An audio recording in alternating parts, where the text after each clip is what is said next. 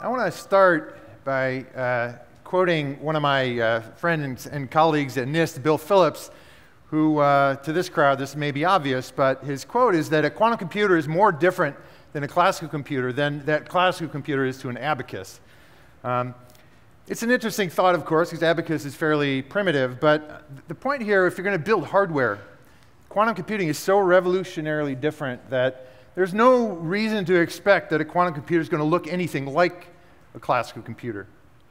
And there you can see the classical computer is made out of devices in the solid state, and it's very tricky to enforce quantum mechanics in solid state systems that are composed of lots and lots of atoms.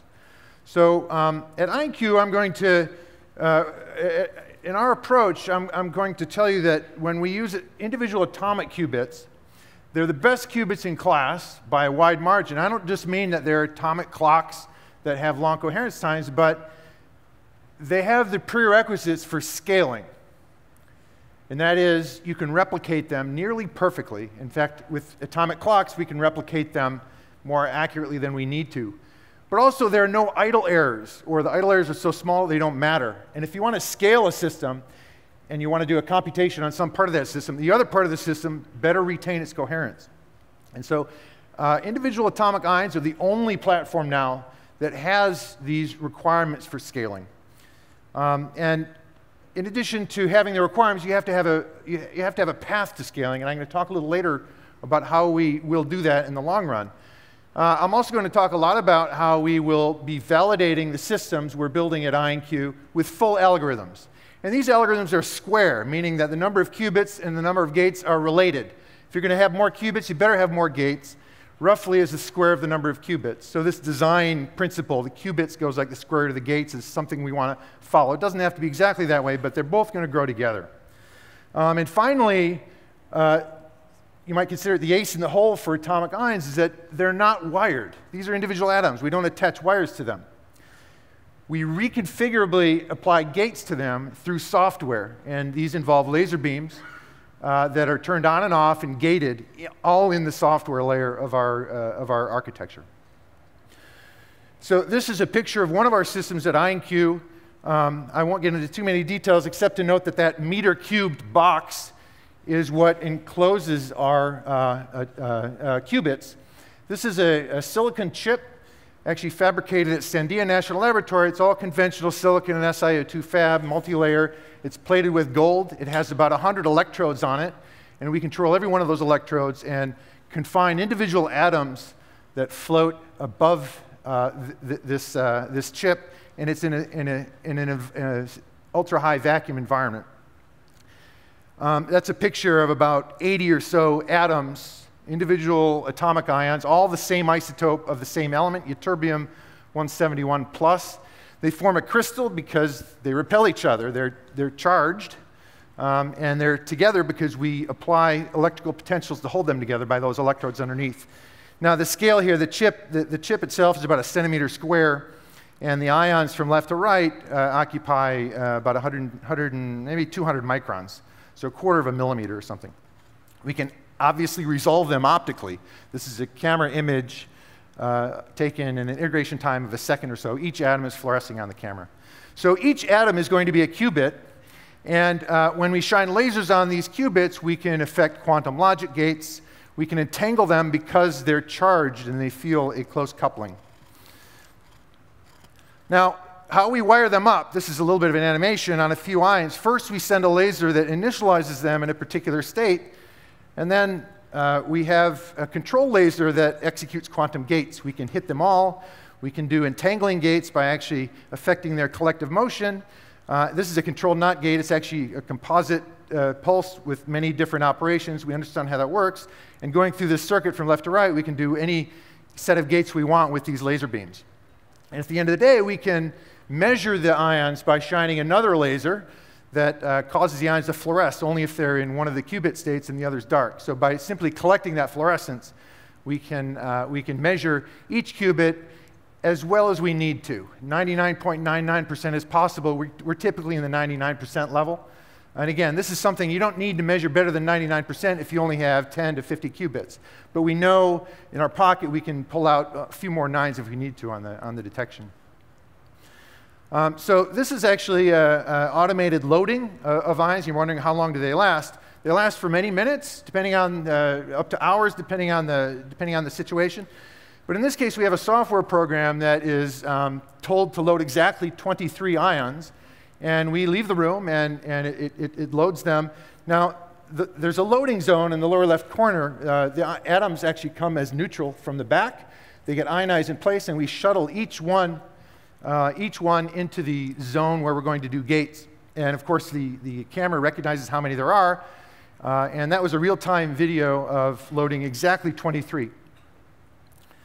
And again, the lifetime is long enough to do any kind of algorithm that we want. And this, I think we've heard many talks today about how do you define metrics for quantum computers and quantum bits. Well, at the basic level, of course, you have to do the calisthenics of individual qubits, their coherence, individual gates, and so forth. So the top layer here is not a surprise at all. When left alone, they retain coherence for a long time. We can easily measure many milliseconds, up to seconds. And it's certainly possible to get better than an hour. Time scales of approaching an hour have been measured in trapped ions. Not a surprise. These are atoms. They're isolated. They're not part of a surface. They're not part of a solid. So why would they lose coherence? They're part of a vacuum. That's really their background. So because atomic clocks are good, we get that for free. Now, the middle panel shows while we're driving this single qubit, we can do rotations, rotation gates, Hadamard gates, and so forth.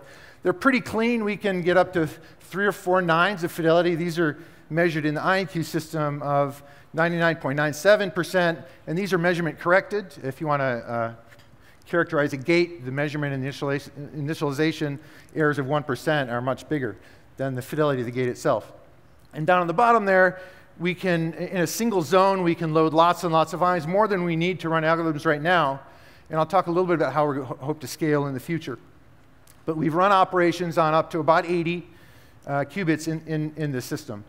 Now, moving on with performance, here's a collection of 11 qubits. Actually, there are 13 qubits, and we're using only the middle 11 for technical reasons. And what's interesting about this platform is that the qubits are fully connected. When you have small numbers up to 100 or so, we have the availability to gates between any pair of qubits. This is actually huge when you write algorithms. You don't have to swap information around. I'll talk about that later a little bit. And this is, with 11 qubits, there are 55 possible pairs. And here is data from the IonQ system showing the fidelity of all 55 2-qubit gates. These are not spam corrected, measurement initialization corrected. But in general, they're about 99+%, not including measurements. So again, with 11 qubits, we don't need more than 100 gates anyway.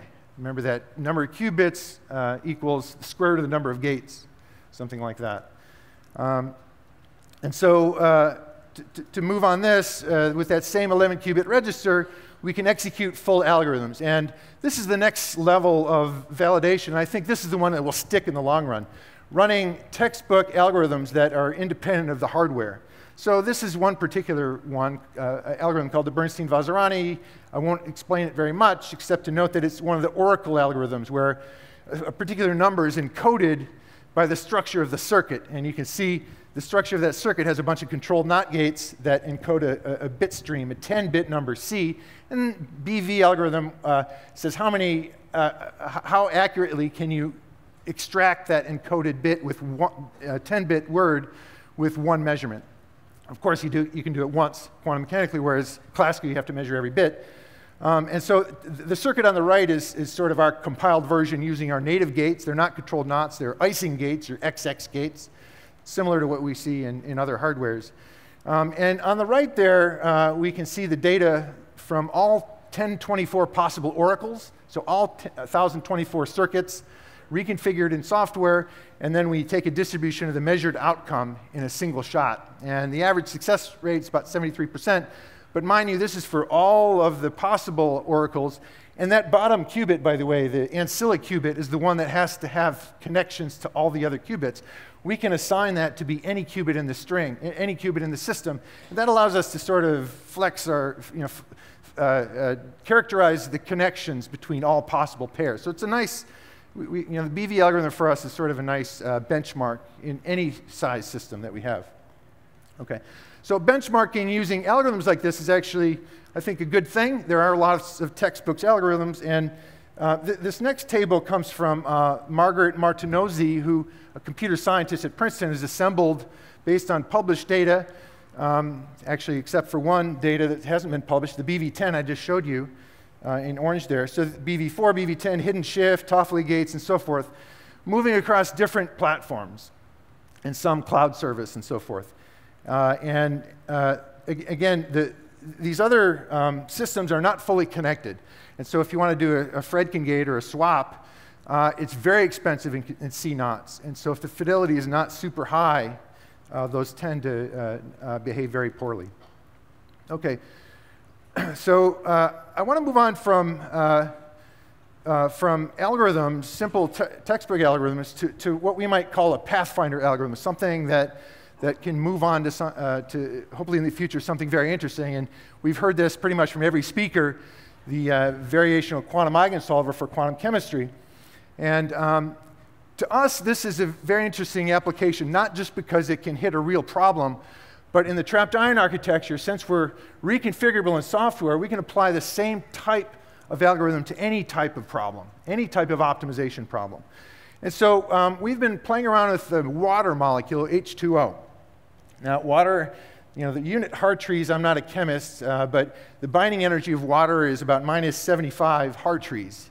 There's several digits of accuracy there. And water is, even though it has 10 electrons and lots of orbitals to understand here, it's known exactly through many other techniques that that number is -75. Now, in the table there, we have worked quite a bit on distilling the water molecule VQE algorithm on our trapped ion system. And you can see what's interesting is you add more terms to the eigensolver, more terms in the Hamiltonian, more excitations of these electrons that determine their binding energy. There's more gates, there's more qubits, and you can see roughly it does follow this n squared versus n. Now, in some molecules, it's not going to be n squared, it might be n cubed, might be more. But for this molecule, we see that behavior. And the second, the red numbers, the two columns there,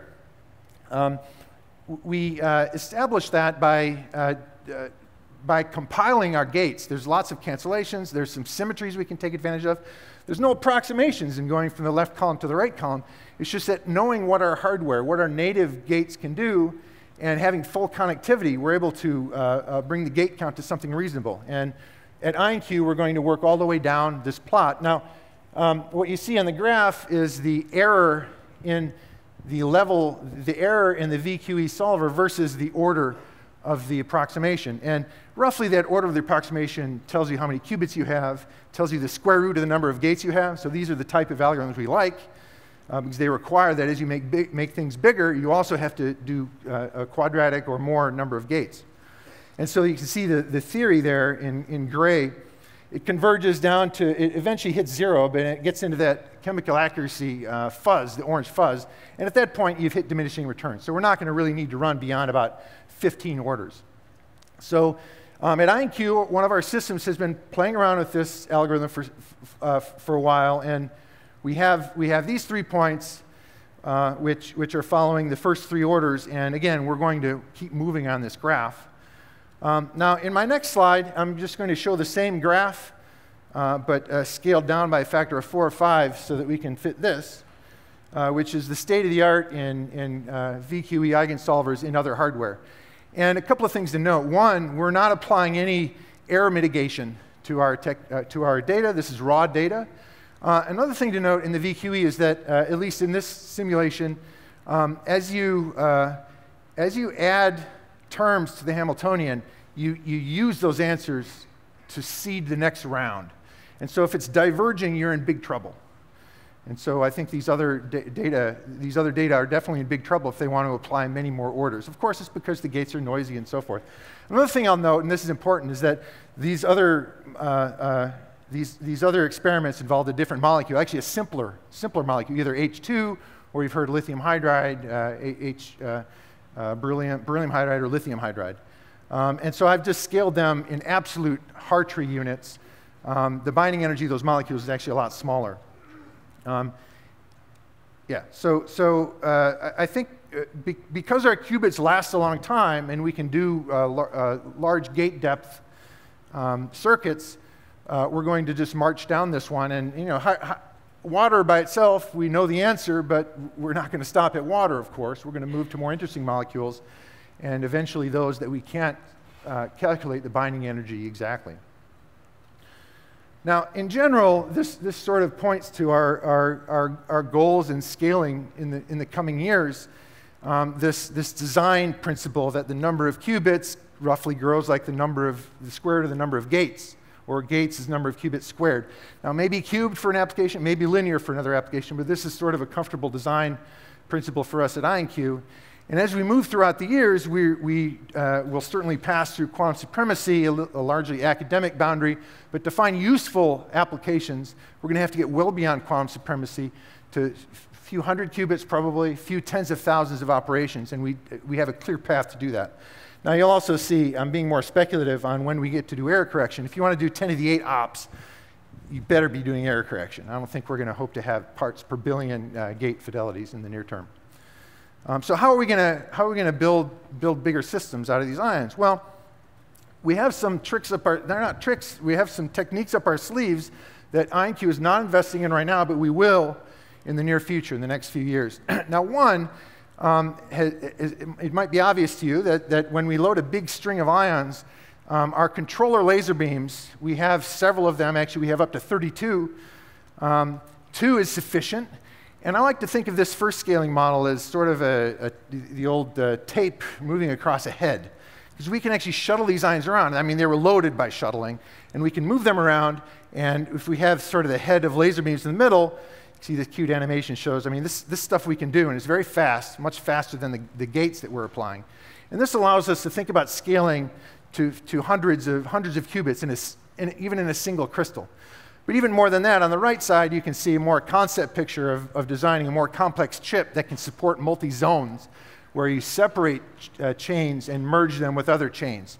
This may require multiple species and other technical issues, but we don't see any roadblocks to executing that vision in the future. Now, to get beyond hundreds and beyond thousands of qubits, these atomic ion qubits are optically active. We use lasers to control them. We use lasers to initialize and read them out.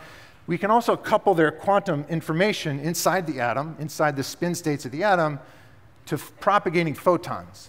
And these flying qubits can then be used to entangle over a distance. And this has been done for over 10 years now, mostly in academic labs. And at IonQ, we're going to make a big play in this direction in coming years. Now, in this picture here, we can imagine having a modular method of scaling. And I would actually contend that any quantum computer, or even anything with lots of complexity, has to be modular. When we build huge classical computers, we don't just build a football field chip and hope that all the transistors will connect to each other. I mean, most of the layers of CMOS are connections that won't work for a football field chip. Instead, we make multi-core processors that limit the connectivity, but that's what we have to do if we want to grow. And so that's what we have here. We have more limited connectivity, very dense local connectivity in the cores that may have up to 100 qubits or something. And they're connected to others through photons. Now, that connection is actually slow right now. It's about 100 times slower than the gates that we can operate, the entangling gates within one cluster. Well, 6 or 8 years ago, it was 1,000,000 times slower. And that 1,000,000 became 100 times slower. Basically, we did better optics, but those optics are still not even integrated on the chip. These silicon chips can support silicon nitride waveguides. There's wonderful technology out there that we will tap into in our ion trap technology to eventually have a modular architecture. And again, we can stamp out individual qubits in a module. Now all we need to do is stamp out the modules, and we have an architecture rich with design here. And you can see On the right there, graph structures you might imagine by having a multi-core quantum architecture. And you could go crazy in optimizing this for a given application and a given connectivity. And I think there's an opportunity to map it to the application you have in mind. If you're going to do error correction, it's sort of obvious to think about storing a logical qubit within one entire module, where you have dense interconnections in order to encode that. And as I mentioned, because there's no hardwiring, not only can we reconfigure the circuit, we can change the mode of quantum computing in our system. We can load any number of qubits in the same system, all in software. All this is done automatically. And we can optimize our hardware for any problem that comes along. Now, all quantum circuits have a certain structure to them. Some of them demand certain connectivities. Well, we can have any connectivity we want by turning on and off lasers in software. For this reason, I think in the future, it looks very interesting, because whatever problem comes along, we're going to be able to tackle it with trapped ion quantum architectures. And to me, when I look at the possible applications of quantum, I don't want to say they all look exactly the same, but a quantum molecule simulation is just an optimization problem involving electrons. How do the electrons optimize their arrangement to minimize the energy? Well, that's a cost function. It looks a lot like a logistics problem.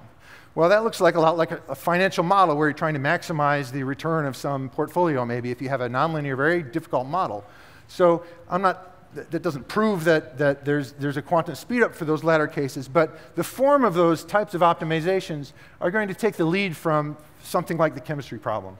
So we're going to try to, at IonQ, hit all of these sectors, whether it be a type of a logistics problem, something involving financial models, or, of course, I mentioned before, we're going to step along the quantum chemistry library and eventually hit molecules that will be of great use to society.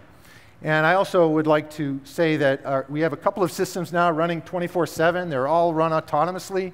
We don't need anybody really in the lab for weeks at a time. And we have them hooked up to the cloud, but we are at the other end of the cloud. And so in the coming year, we will be partnering with strategic partners in order to learn the structure of their problem so that we can dig deep into our hardware and program our system accordingly. And we hope by mid-2019 or something to have cloud service available to these beta users, and ultimately open up to more than that even. So with that, I want to conclude and note that my co-founder, Jungsang Kim, is here, also Stuart Allen, Chief Product Officer. And we're a startup just inside the Beltway in College Park, Maryland. We have 32 full-time employees. And what's very interesting about this crew is that other than a few administrators, we're broken up into thirds. There's the quantum atomic people like me and Jungsang Kim. There's the software developers and algorithm designers like Stuart. And in the middle, there are the engineers, FPGA control engineers, RF and microwave. So only a third of us are really trained in quantum, and that makes it a very interesting place. I know very little about software development, and some of on the software team, we're all learning from each other, and the camaraderie among the group is just amazing. It's a little microcosm of quantum sociology. Okay, with that, that's all I have. Thank you for your attention.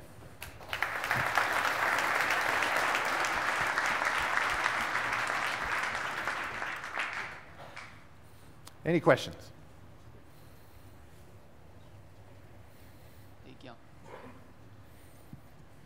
Yeah, great presentation.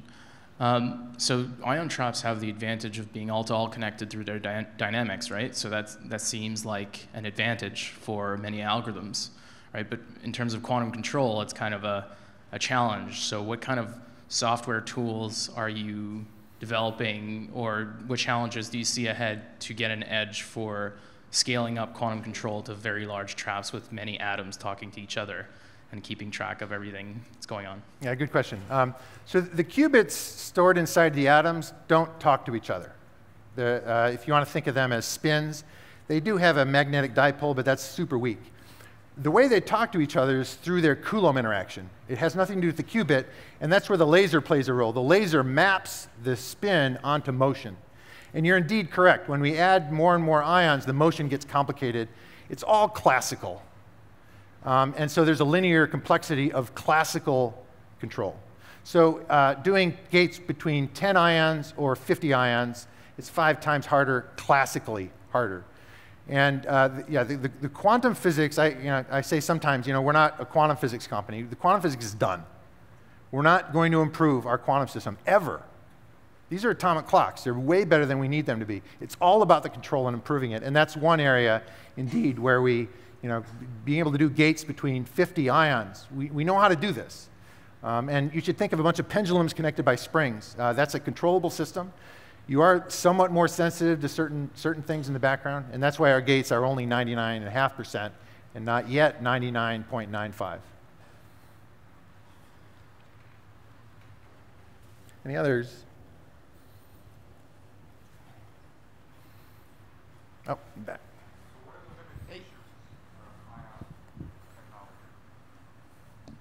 What are the limitations that you see for your ion technology? Well, the challenges are all, I think I hinted in the last question, the challenges in developing trapped ion quantum technology is engineering. It's not quantum physics. These are individual atoms. They already behave quantum mechanically, so there's no materials physics we have to deal with, or solid state physics. The challenges are entirely about integrating optical systems in a vacuum environment. The vacuum chambers aren't very big. They can be made a lot smaller. As Stuart likes to say, we can both scale down and up. We can, as we push more atoms into the system, making it smaller, we can make it much more powerful through classical optics control. And when we integrate, as I said before, as we integrate optics onto the chip, it'll be even better. So things will, as we compact that 1 meter cubed into something smaller, we'll be able to get better performance. But this engineering has really never been attempted. You don't build conventional computers with lasers and vacuum systems and individual atoms. So the challenge is, we're up to this challenge because we know how these things will improve over time. We understand what the noise is. Doesn't mean it's not zero, but we understand where it comes from.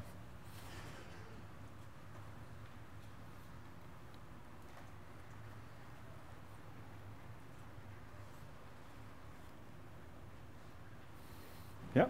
So thank you very much, Chris. Great presentation. Great. Thank you. Thanks.